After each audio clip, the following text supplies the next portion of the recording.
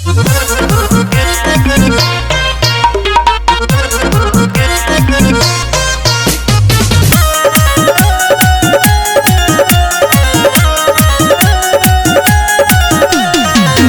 By Mantu मनी।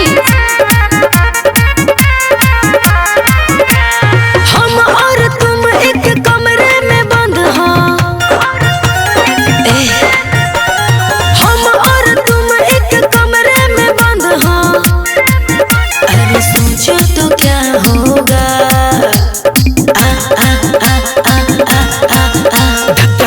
धक्का धक घप्पा घप होगा, रात भर पलंग मचा मच होगा, चूसने के लिए लॉलीपॉप होगा, रात भर पलंग मचा मच होगा।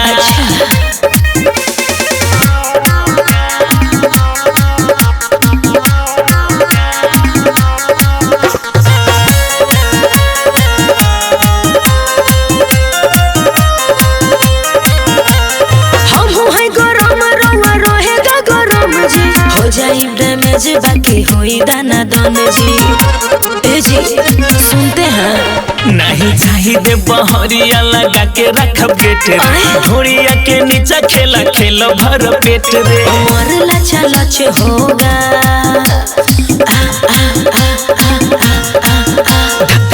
धक्का धक घप्पा घप होगा, रात भर पलंग मचा मच होगा, एगो चूसने के लिए लॉलीपॉप होगा, रात भर पलंग मचा मच होगा।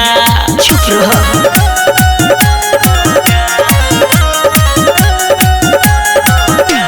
Music by Mantu Mani.